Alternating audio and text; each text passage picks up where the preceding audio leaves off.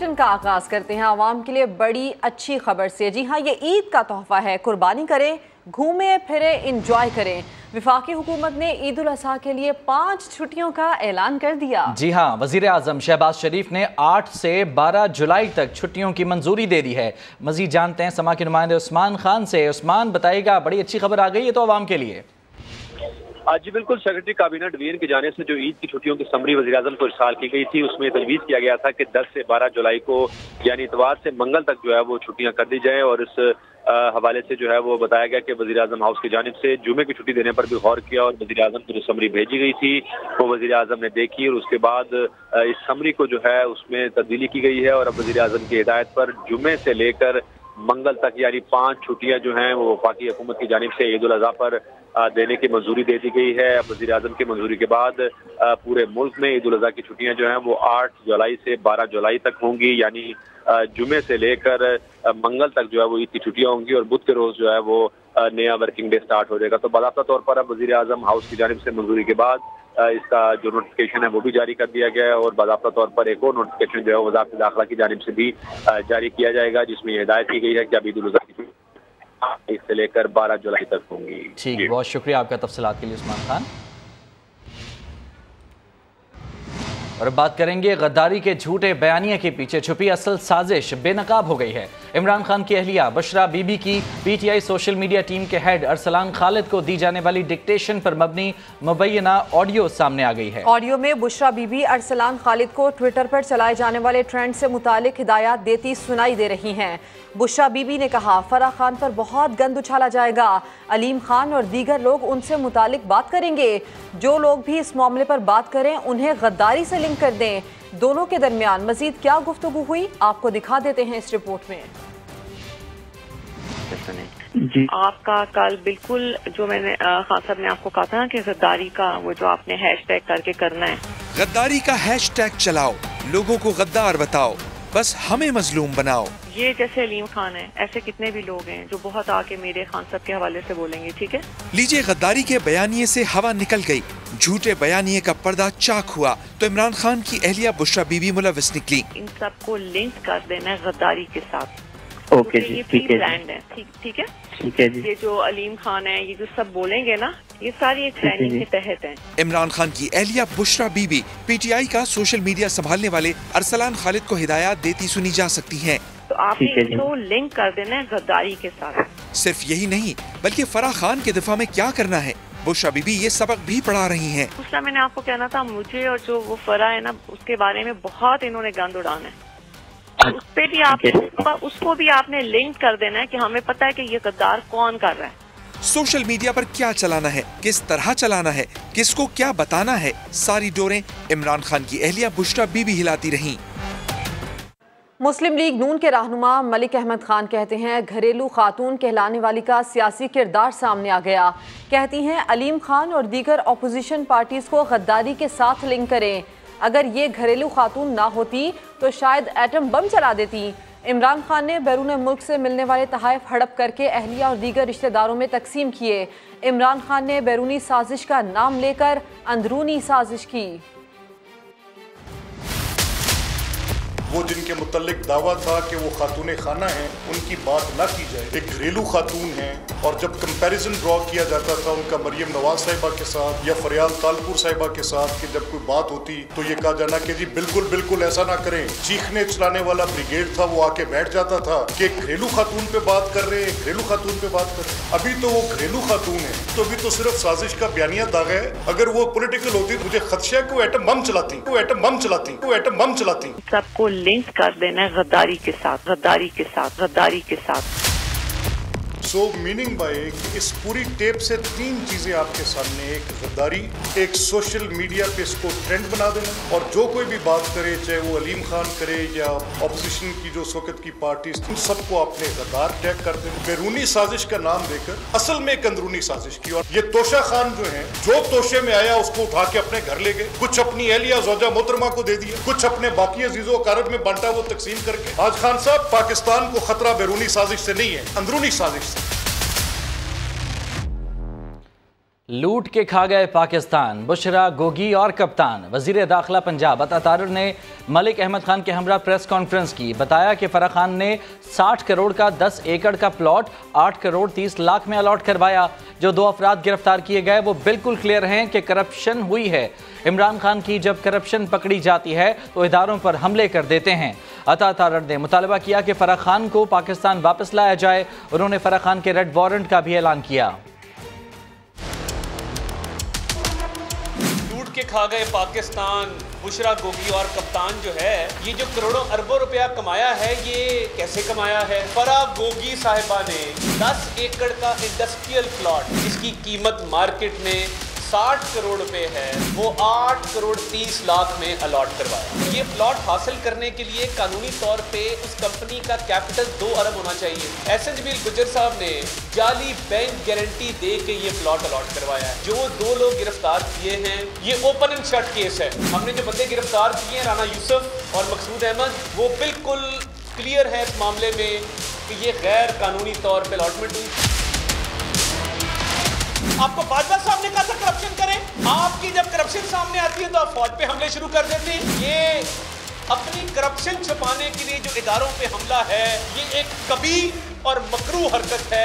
ये फराह गोगी को वापस क्यों नहीं लाते इमरान खान? हम फराह गोगी के रेड वारंट जारी करने जा रहे हैं। और ये जो 60 करोड़ के प्लॉट वाला इशू है, फराह गोगी को और एहसन जमील गुज्जर को पाकिस्तान वापस लाया जाए, ये हमारा मुतालबा है। और वफाकी वजीर खुर्शीद शाह ने IMF से छुटकारे का फार्मूला बता दिया। कहते हैं 10 साल महकमा ज़राअत को सपोर्ट किया जाए, चाहे हुकूमत किसी की भी हो। सिगरेट का पैकेट $4 का कर दिया जाए। पीपल्स पार्टी के रहनुमा के मुताबिक पराए महल को देखकर हमें अपनी झुग्गी को आग नहीं लगानी चाहिए। हवाई जहाज़ में सवार होने की बजाय अगर हमारी सवारी गधा घोड़ा है तो उसी पर बैठना चाहिए। कल्चर को आप सपोर्ट करते रहो। अगर 10 साल के बाद आप अपने पाँव पे खड़े न हो, जो चोर की सजा वो मेरी सजा। IMF के पास हमें जाने की ज़रूरत ही नहीं है।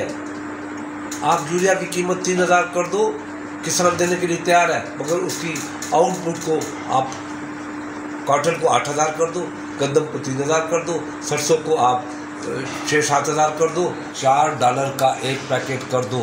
ये ड्रामे छोड़ दो कि उसी पे लगेगा जो देते लगने दो, मगर पैसे लोग वो आम आदमी जो पिएगा वो देगा, वो सिगरेट वाला नहीं देगा। आप IMF के पास गए मुझ पे लानत करना पे। हमें जहाज़ों पे चढ़ने के बजाय अगर हमारी सवारी घोड़ा है तो घोड़े पे सवारी करें, गधा है तो गधे पे सवारी करें। पराए महल को देख के अपनी झुपड़ी को आग न दें हम। वज़ीर दिफा ख्वाजा आसिफ की इमरान खान का नाम लिए बगैर कड़ी तनकीद। सियालकोट में जलसे से खिताब करते हुए कहा कि बुज़दिल शख्स इदारों को कमज़ोर करना चाहता है, इदारों के दरमियान तफर्रुक़ फैलाकर इक़्तिदार में आना चाहता है। हम इस कोशिश को नाकाम बना देंगे। इसके खिलाफ घेरा तंग हो रहा है, मजबूत हाथ डाला जाएगा।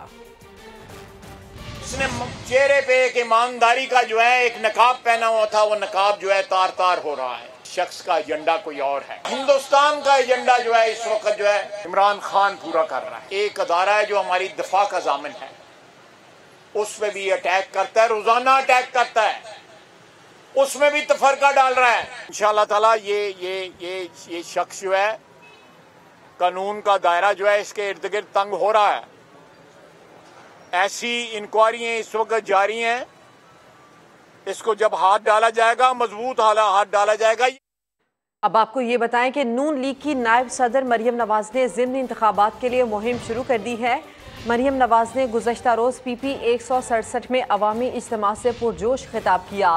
वो आज PP 158 का दौरा करेगी, जहां धर्मपुरा चौक पर कारकुनों और पार्टी सपोर्टर से खिताब करेंगी।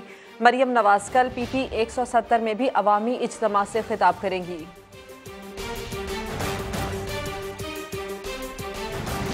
कुछ मौसम की बात कर लेते हैं। कराची वाले इंतज़ार ही करते रहे लेकिन बारिश ना हुई। महकमा मौसमियात ने आज के बजाय कल बारिश की नई पेशगोई कर दी है। मज़ीद जानते हैं, समा की नुमाइंदा जमजम सईद हमारे साथ मौजूद हैं। जमजम बताइए, अब क्या कहना है महकमा मौसमियात का? जी बिल्कुल, ऐसा लग रहा है जैसे बादल भी जो है वो कराची वालों से ज़रा से नाराज़ दिखाई दे रहे हैं। महकमा मौसमियात की पेशगोइयाँ गलत पे गलत साबित हो रही है। आप यकीन करें, कल मैंने ये रेनकोट निकाला था कि शायद रात में जो है दफ्तर से घर जाते हुए बारिश तेज़ हो जाए, तो मैंने रेनकोट निकाल के पहन लिया, लेकिन ऐसा कुछ भी नहीं हुआ। उम्मीदों पर पानी फिर गया। लेकिन महकमा मौसमियात के मुताबिक बारिश बरसाने वाला सिस्टम मशरकी सिंध और राजस्थान में, बहरे अरब में इस वक्त मौजूद है। साथ ही मैं आपको ये भी बता दूं कि आज तेज़ बारिश का कोई इम्कान नहीं है, जबकि रात को जो है वो बूंदाबांदी हो सकती है शहर के मुख्तलिफ इलाकों में। और इसी के साथ कल का अब ये बताया जा रहा है नई पेशगोई के मुताबिक जो है कल और परसों गरज चमक के साथ बारिश का इम्कान जाहिर किया गया है महकमा मौसमियात की जानिब से। जबकि दूसरा सिस्टम जो है वो 5 जुलाई को पहला सिस्टम ख़त्म होगा और पहले सिस्टम के ख़त्म होने के 18 घंटे बाद जो है वो कराची में दूसरा सिस्टम एंट्री देगा जो कि बारिशें बरसाएगा। जी जमजम, तफसील के लिए आपका शुक्रिया। कराची में बारिश हुई तो औरंगी टाउन वालों को मुश्किलात से कैसे बचाया जाएगा? डिप्टी कमिश्नर वेस्ट के दफ्तर में अहम इजलास हुआ, बल्दियाती अफसरान भी इसमें शरीक हुए। इजलास में क्या फैसले हुए, यही जान लेते हैं। मोहम्मद अली हफीज़ हमारे साथ हैं, अपडेट कीजिए मोहम्मद अली हफीज़। जी बिल्कुल, कराची में बारिश के पेश नज़र अहम तरीन इजलास हुआ है। डिप्टी कमिश्नर वेस्ट के दफ्तर के अंदर सदारत की है वज़ीर आला सिंध के माविन खुसूसी वकार मेहंदी साहब ने। इसके अलावा जो बल्दियाती अमला है, अफसरान है DMC वेस्ट के, डिप्टी कमिश्नर वेस्ट का जो कमिश्नर निज़ाम का अमला है वो भी इजलास में शरीक था। पुलिस और रेंजर्स के अफसरान भी जो है इजलास में मौजूद थे। हमने कोशिश की है हम बात करें, जो सदारत करें इजलास की वकार मेहंदी साहब से। जो रैन एमरजेंसी नाफिज है, अगर जो कोई भी अफसर या मुलाजिम ड्यूटी पर नहीं हो उसके खिलाफ कार्रवाई की जाएगी?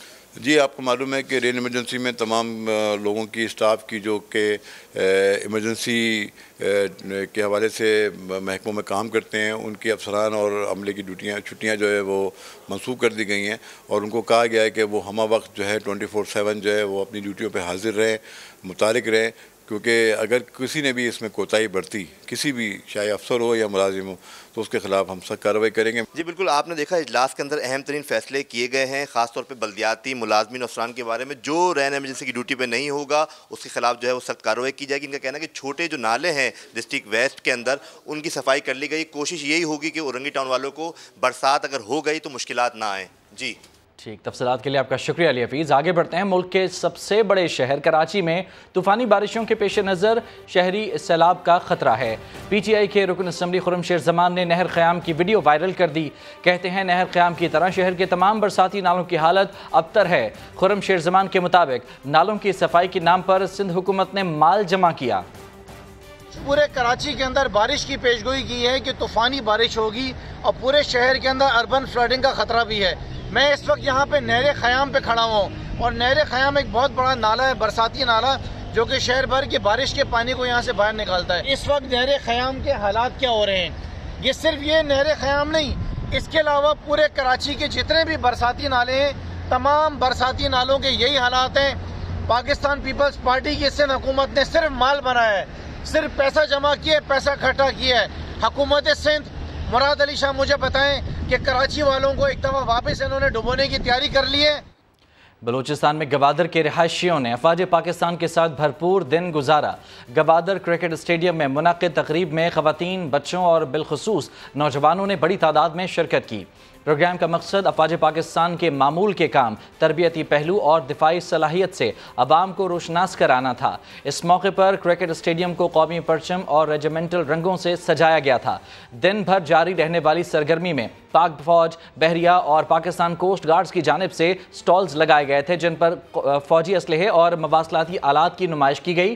पाक फौज की लाइट कमांडो बटालियन ने पेशा वराना महारत का मुजाहिरा भी किया। शुरका ने वॉल ऑफ एक्सप्रेशन पर अफवाज पाकिस्तान से अकीदत का भरपूर इजहार किया। पाक फौज और बहरिया के बैंड्स ने मिली नगमों की धुनें पेश की।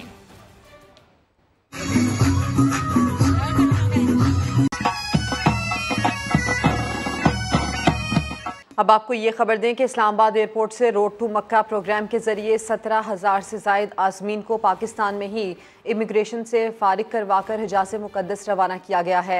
एयरपोर्ट इंतज़ामिया ने इसकी तफसीलात भी जारी कर दी हैं। इस्लामाबाद एयरपोर्ट से इस प्रोग्राम के जरिए हजाज की रवानगी की तफसीलात जारी की गई हैं। इस्लामाबाद से 542 फ़्लाइट्स के ज़रिए 17,077 हजाज रवाना हुए हैं। बात करते हैं शहजाद अली हमारे साथ हैं। शहजाद, आगाह कीजिए। जी सिद्रा, बिल्कुल इस्लामाबाद एयरपोर्ट से रोड टू मक्का प्रोजेक्ट के जरिए हुज्जाज की रवानगी। रोड टू मक्का प्रोजेक्ट के जरिए इस्लामाबाद इंटरनेशनल एयरपोर्ट से 17,070 हुज्जाज जो है वो उनकी इमिग्रेशन की गई है। प्रोजेक्ट के जरिए 52 फ्लाइट्स में इन मुसाफरों को इस्लामाबाद से सऊदी अरब पहुंचाया गया है। रोड टू मक्का प्रोजेक्ट की पहली फ्लाइट 6 जून और आखिरी 2 जुलाई को रवाना हुई, ऐसा बताया गया है एयरपोर्ट हुकाम की जानिब से। PIA की 21 फ्लाइट्स जो है वो 7,174 मुसाफरों को लेकर सऊदी अरब पहुंची, जबकि सऊदी एयरलाइन की 17 फ्लाइट्स के जरिए 6,179 हुज्जाज जो है वो रवाना किए गए। निजी एयरलाइंस की जो है वो 14 फ्लाइट के जरिए 3,3714 मुसाफिर जो है वो रवाना हुए। इस्लामाबाद एयरपोर्ट हुकाम ने तफसीलात जो है वो जारी कर दी हैं रोड टू मक्का प्रोजेक्ट की। शहजाद, तफसील के लिए आपका शुक्रिया। और भी खबर के फारूक सत्तार और खालिद मकबूल के दरमियान एक और मुलाकात तातुल का शिकार हो गई। गुज़श्ता रात 1 बजे गुलशन इकबाल में दोनों रहनुमाओं की मुलाकात होनी थी। गुफ्तगू के दौरान तलखी हुई और बातचीत का दौर नाकाम हो गया। मुलाकात में राशिद सब्जवारी, हैदर अब्बास, कामरान फारूक, तनवीर अहमद, अहमद शनाई शामिल हुए थे। गुफ्तगू के दौरान तलखी हुई और बातचीत का दौर नाकाम हो गया। NA 245 और बल्दियाती इंतखाबात की हिकमत अमली तय होना थी। डॉक्टर फारूक सत्तार ने आज शाम अपने साथियों का इजलास बुला लिया है। इसी बारे में मजीद तफसीलात जानते हैं। समा के नुमाइंदे खुर्शीद आलम हमारे साथ मौजूद हैं। खुर्शीद आलम, बताइए किस बात पर यह तलखी हुई? देखिए, दोनों डॉक्टरों के दरमियान पहले भी एक मुलाकात हुई थी जिसकी तरदीद की गई थी MQM की जानिब से, लेकिन वो मुलाकात हुई थी और फारूक सत्तार वाले इस बात को तस्लीम करते हैं। ये तलखी इसलिए हुई कि उस मुलाकात के दौरान MQM की लेबर डिवीजन के साबिक रहनुमा तनवीर अहमद, जो फारूक सत्तार की तरफ से शामिल हुए थे, उन्होंने गुफ्तगू में किसी चीज़ की वजाहत तलब की, जिस पर मुबैना तौर पर बताया गया कि एक सीनियर रहनुमा ने, जो फारूक सत्तार के साथ नहीं थे लेकिन वो खालिद मकबूल के साथ आए थे और रब्ता कमेटी के सीनियर रुकन हैं, उन्होंने उनको डांटा और कहा कि आप खालिद मकबूल के साथ बदतमीजी से पेश आ रहे हैं, जबकि उनका कहना था कि मैं बदतमीजी से पेश नहीं आ रहा, मैं फला चीज़ की वजाहत चाहता हूँ। इस दौरान तातुल का शिकार हुई। बल्दियाती इंतखाबात में जो मामला तय होना थे। और ठीक है, तफसीलात के लिए आपका शुक्रिया खुर्शीद आलम। कराची में शदीद गर्मी और हब्स की वजह से मवेशी मंडी में जानवर भी परेशान हैं। व्यापारी जानवरों को गर्मी से बचाने के लिए क्या जतन कर रहे हैं, ये जानते हैं वहां मौजूद समा के नुमाइंदे खुर्शीद आलम से। खुर्शीद आलम, बताइए ताजिर और क्या इस बारे में कहते हैं कि बारिश होने के बाद कीमतें नीचे आएंगी क्या? जी, गर्मी कराची में बहुत शदीद पड़ रही है और महकमा मौसमियात ने जो पेशगोई की थी उसके हवाले से मवेशी मंडी में भी व्यापारियों को और यहाँ आने वाले लोगों को बारिश का इंतज़ार है। शदीद गर्मी और हब्स की जो कैफियत है उसमें सबसे पहले आपको ये दिखाऊं कि यहाँ पे एक बड़े जानवर को बाकायदा नहलाया जा रहा है, क्योंकि गर्मी बहुत शदीद है। और इस हवाले से जब हमारी व्यापारियों से बात हुई तो उनका यही कहना था कि वो बारिश को खूब अच्छी तरह इंजॉय करेंगे। और ज़ाहिर है कि गर्मी बहुत शदीद है, तो उस बारिश का, उस अब्र करम का मवेशी मंडी के व्यापारियों को भी इंतज़ार है। जानवर भी काफ़ी परेशान दिखाई देते हैं और एक बड़े जानवर को यहाँ पे नहलाया भी जा रहा है। तो देखना ये कि महकमा मौसमियात की जो पेशगोई है वो कब पूरी होती है और कराची में अब्र रहमत कब बरसती है। जी खुर्शीद आलम, तफसील के लिए आपका शुक्रिया। ईद कुर्बा से पहले पेशावर में दुम्बा मंडी सज गई है मगर ख़रीदार ना होने के बराबर हैं। वजूहात क्या हैं, जानते हैं इरफान मूसाज़ई की इस रिपोर्ट में। ईद उल अजहा में चंद दिन रह गए।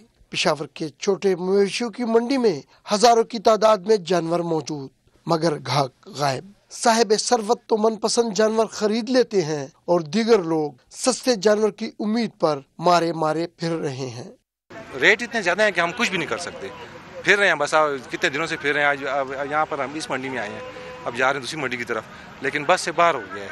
मंडी में मंदी, गर्मी और बढ़ते अखराजात से व्यापारी भी परेशान, जिन्हें लगाई रकम भी मिलना मुश्किल नजर आ रही है। मुश्किल तो बहुत है क्योंकि इसके गाड़ी में लेके आते हैं रोजाना, उसको किराया, इधर का भी किराया हम देते हैं और गर्मी भी है, तकलीफ भी है। तो 2-3 हज़ार के लिए हम इधर बैठे हैं कि 2-3 हज़ार हमें तो मुनाफा मिल जाए। कुव्वत खरीद में कमी के बायस इमसाल इज्तिमाई कुर्बानियों की तरफ रुझान बढ़ता जा रहा है। कैमरामैन आबिद खान के साथ इरफान मूसाज़ई, समा, पेशावर। कौमी क्रिकेट टीम के साबिक कप्तान सरफराज अहमद के घर चश्मा और पांडा की आमद। सरफराज कहते हैं कि इस बार कुर्बानी के जानवरों की देखभाल के लिए वक्त मिल गया। कराची से खिज़र आजम की रिपोर्ट।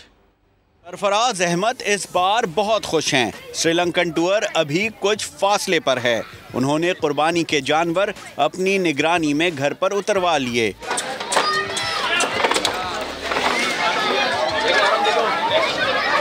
चश्मा और पांडा के आराम और तआम के लिए VIP बंदोबस्त किया गया है। सुन्नत इब्राहिमी है और इसको यही कोशिश करते हैं कि जो भी इसका गोश्त वगैरह हो वो ज़्यादा गरीबों में जाके बांटें। कोशिश करते हैं कि इनको अच्छी जगह फराहम करें, सारी चीज़ें अच्छी हो ताकि सुकून से रहें। सरफराज कहते हैं क्रिकेट के साथ कुर्बानी के जानवरों से खासा लगाव है। जब आप जानवर पालते हैं तो आपको पता होना चाहिए कि भाई उसकी में क्या इम्प्रूवमेंट आ रही है, क्या हो रहा है, तो इसलिए जो है उसका ख्याल रखते हैं। जब होते हैं कराची में तो डेफिनेटली बाड़े भी जाके देखते हैं और जब नहीं होते तो वीडियो के थ्रू जो है वीडियोस वगैरह आती रहती हैं तो उससे आपको अंदाज़ा होता है कि हाँ जी कि जैसा लिया था उसके बाद कितनी इम्प्रूवमेंट आ चुकी है उसमें। बेटा अब्दुल्ला भी बहुत एक्साइटेड है। क्या क्या नाम है जानवरों के? चश्मा और पांडा। आपको ज़्यादा अच्छा कौन सा लगता है? मुझे चश्मा ज़्यादा अच्छा लगता है। सरफराज अहमद बुध को श्रीलंका के लिए उड़ान भर रहे हैं। इससे पहले वो ज़्यादा वक्त कुर्बानी के इन जानवरों की खिदमत करते हुए गुजारना चाहते हैं। कैमरामैन मोहम्मद मोहसिन के साथ खिजर आजम, समा, कराची। आगे बढ़ते हैं। भारत की इंतहा पसंद हुकूमत ने बैनुल-अक़वामी शोहरत की हामिल और आलमी अवार्ड याफ्ता कश्मीरी फ़ोटो जर्नलिस्ट सना इरशाद को बैरून मुल्क दौरे से रोक दिया है। मीडिया रिपोर्ट्स के मुताबिक सना इरशाद का कहना है कि भारतीय इमिग्रेशन ने उन्हें बिला जवाज़ रोका, जबकि कोई वजह भी नहीं बताई गई। सना ने हुकाम को भी यही बताया कि वो एक किताब की रोनुमाई और तस्वीरी नुमाइश में हिस्सा लेने के लिए फ्रांस जा रही हैं, ताहम उनकी बात पर कान नहीं धरे गए। सना इरशाद कई साल से मकबूजा कश्मीर में एक फ़ोटो जर्नलिस्ट के तौर पर काम कर रही हैं। वो भारतीय फ़ौज की मौजूदगी में कश्मीर की सूरत हाल को अपने कैमरे की आंख में महफूज करके दुनिया भर के सामने पेश करती हैं। नॉर्वे में कुरान करीम की बेहुरमती करके फरार होने वाले इंतहा पसंदों को खातून ने गाड़ी की टक्कर मारकर जख्मी कर दिया। इस्लाम मुखालिफ तंजीम के ओहदेदार ने साथियों के हमरा ओस्लो के मुस्लिम अक्सरियती इलाके में कुरान पाक की बेहुरमती की, जिस पर लोग मुश्तिल हुए। इलाके से गाड़ी निकालकर ग्रुप फरार हुआ तो कार सवार खातून ने उनका ताक़ुब किया। कार की टक्कर से इंतहा पसंद ग्रुप की गाड़ी उलट गई और उसमें सवार 5 अफराद जख्मी हो गए। पुलिस ने 2 अफराद को गिरफ्तार कर लिया। विफाकी वुज़रा लाहौर में प्रेस कॉन्फ्रेंस कर रहे हैं। ये वो आदमी है जो आइन से खिलवाड़ भी करता है, जमहूरियत का नाम भी लेता है और आइन की हदूद से हमेशा तजावज़ करता है। इसके सदर का भी यही हाल है, इसके स्पीकर का भी यही हाल था। पंजाब में भी इन्होंने यही किया है। इन्होंने आइन को रद्दी की किताब समझा है। इससे पहले ये काम मार्शल और डिक्टेटर करते थे, ये उनसे बदतर है। ये बज़ाहिर एक जमहूरी लीडर है मगर ये आइन और कानून से खिलवाड़ करता है और जो शख्स इसकी लाइन को टो नहीं करता उसको गालियां निकालता है, उसको सोशल मीडिया के ज़रिए अब्यूज़ करवाता है और ये पूरी पार्टी इसी काम पे लगी हुई है। घर से लेके जमात तक इनका एक ही काम है, या जादू टूने के ज़रिए लोगों को पागल करो, या उनको चोर बनाओ, या उनको गद्दार बनाओ। गद्दारी के टाइटल मार्शल और डिक्टेटर दिया करते थे। ये सिविल मार्शल और डिक्टेटर है ज़हनी तौर पर। मुतलिकुल अन्नान आदमी है, ये चाहता है कि और कोई आवाज़ ना आए, सिर्फ इसकी आवाज़ आए। ये नहीं हो सकता। 22 करोड़ का मुल्क एक गैर मुतवाज़न आदमी की ख्वाहिशात का गुलाम नहीं हो सकता। ये गैर मुतवाज़न आदमी भी है और एहसान फरामोश भी है। इसकी फितरत है कि जिसने इस पर एहसान किया इसने उसी को डसा और उसी की छत थाली में छेद किया। और आजकल भी ये जिनको गालियाँ देता है वो इसके मुहसन है, जो उंगली पकड़ के इसको चला रहे थे। इसे तो 2 कदम चलना नहीं आता था। जब वो तुम्हारे लिए दूसरे मुल्कों में जाके जो तुम्हारा काम था वो करते थे और वो पैसे मांगते थे कि मुल्क किसी तरह चले, इस नलाई का काम वो करते थे, तब ठीक थे। जब इसे ये मशवरे देते थे कि बस करो, अपोजिशन पे यलगार बंद करो, तुम हुक्मरान हो, मुल्क चलाओ, अपोजिशन को दीवार में जिंदा चुनना तुम्हारा काम नहीं है, इसने एक बात नहीं सुनी। फिर ये कहता जी साजिश हुई है। क्या साजिश हुई है? तुम किसी से हाथ मिलाने के रवादार नहीं हो, तुम्हें लोगों के नाम तक नहीं आते अपने साथियों के, उनके तुम उन्हें पहचानते ही नहीं हो। खुद तुम खुशामदियों में घिरे हुए और दरबारियों में और मिरासियों में। तो तुम्हारे लोगों ने क्या तुम्हारे साथ एग्रीमेंट किया हुआ था सारी ज़िंदगी रहने का? बिल्कुल हमने रब्ता किया इनके MNAs और MPs के साथ, या उन्होंने हमसे रब्ता किया। करना नहीं था? क्या कॉन्स्टिट्यूशन में इसकी शिक मौजूद नहीं है नो कॉन्फिडेंस की? कौन सा काम गैर आईनी हुआ है? और हम पूरी जिम्मेदारी से ये बात कहते हैं, हमने एक आना किसी को ऑफर नहीं किया और ना एक आना हमसे किसी ने मांगा है, लेकिन इसकी कोई कारकर्दगी नहीं थी। आज ये महंगाई का रोना रो रहा है। ये जो कुछ है तुम कर गए हो, तुमने IMF से मुआहदे किए, हमने तो नहीं किए। हम तो अपने दौर में, मैं रिकॉर्ड पे कह रहा हूँ, IMF को सी ऑफ कर गए थे। हमने तो लोड शेडिंग जीरो कर दी थी। हम वापिस आए हैं तो घंटों की लोड शेडिंग और सैकड़ों अरब के सर्कुलर डेट का जो है वो हमें तोहफा तुम दे गए हो कौम को, और हमें एक जलता बलता पाकिस्तान मिला है। और मैं ये भी कहना चाहता हूँ, सबसे आसान था कि हम भाग जाते, बहुत आसान था। 1 रुपया पेट्रोल की कीमत ना बढ़ती, हमारे जिम्मे तो आता भी नहीं था। नो कॉन्फिडेंस हो गई थी, हम आम इंतखाबात का ऐलान कर देते। ये तो हमारा मुतालबा था कि मुल्क में इंतखाबात होने चाहिए। तो फिर क्या हुआ है? हुआ ये है, और हमने तो ज़हन भी शायद बना लिया था कि हमें निकल जाना चाहिए, फ्रेश मैंडेट लेना चाहिए, लेकिन इमरान खान साहब को सब्र ही नहीं है। अगर ये सब्र करता तो कुछ होता ना, क्योंकि ये इक़्तिदार जाने के खौफ से मरा भी जा रहा है और इक़्तिदार जाने के खौफ से डरे भी जा रहा है, क्योंकि मौसूफ ने सख्ती तो कभी काटी नहीं है और शौक है अपने मुखालफिन को, उसको भी जेल में डाल दूंगा, उसको भी जेल में डाल दूंगा। खुद तुमसे 2.5 दिन नहीं निकले थे।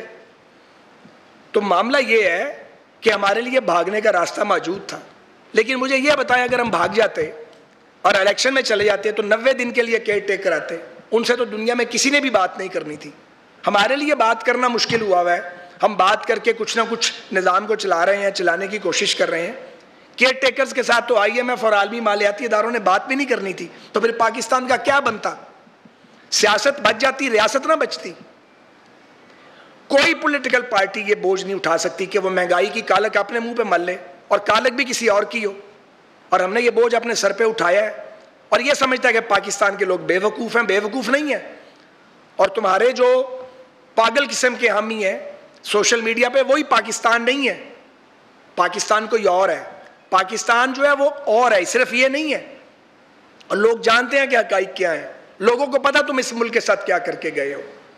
हम चीज़ों को ठीक करने की कोशिश कर रहे हैं और तुम वहाँ छोड़ आए हो पाकिस्तान को जहाँ से वापसी आसान नहीं है। और फिर ये खड़ा हो जाता है बेशर्मों की तरह, बेहयाओं की तरह, और वो लंबी लंबी छोड़ना शुरू कर देता है। जी वो इम्पोर्टेड हुकूमत है। अच्छा, तुम्हारा प्रेसिडेंट जो है वो अमेरिकन सफ़ीर जो है उसकी असनाद वसूल करे, उसको गार्ड ऑफ ऑनर दे प्रेसिडेंट हाउस में, हमने कहा है। और अमेरिकियों के हम एजेंट हैं। वो नवाज शरीफ के साथी जिन्होंने, नवाज शरीफ जिसने न्यूक्लियर एक्सप्लोजन पे कोई कंप्रोमाइज़ नहीं किया था और पूरी दुनिया का दबाव था पाकिस्तान पे। और फिर जब हम CPEC लेके आए तब भी सुपर पावर्स को कोई अच्छा नहीं लगा। CPEC हम लाए थे, इसने बेड़ा गर्क किया, रोल बैक किया। क्यों किया तुमने CPEC को रोल बैक, जो पाकिस्तान में गेम चेंजर था? 4 साल में एक कदम आगे नहीं गया। CPEC फ्रीज हो गया हमारे जाने के बाद।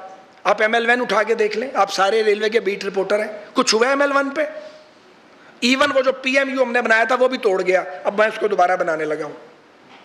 तो और उसकी कीमत जो है वो $3 बिलियन बढ़ गई है इस नालायक की वजह से, एक प्रोजेक्ट की।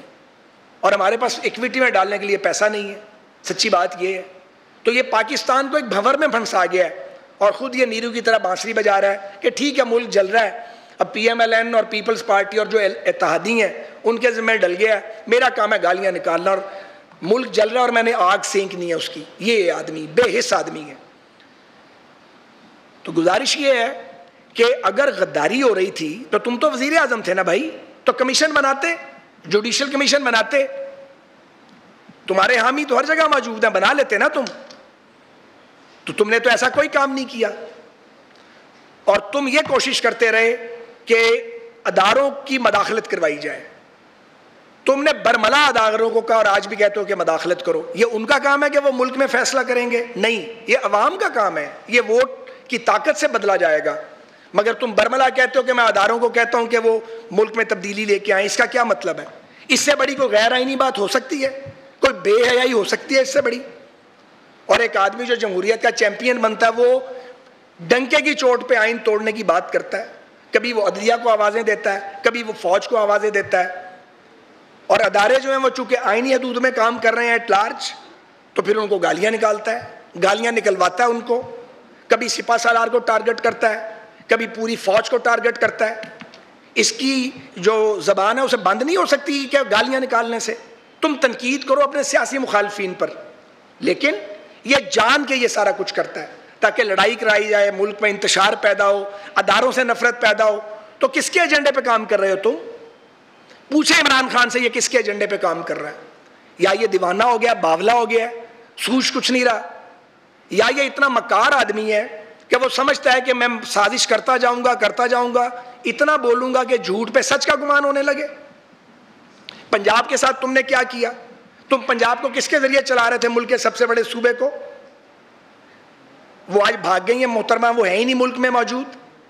और उस्मान बुज़दार की नालायकी के और लूट मार के किससे ज़बान ज़दे आम है कि एसपी और डीसी की पोस्टिंग के लिए और की पोजीशंस के लिए भी पैसे दिए जाते थे। सुना है, ज़बान ज़दे आम है ये बातें।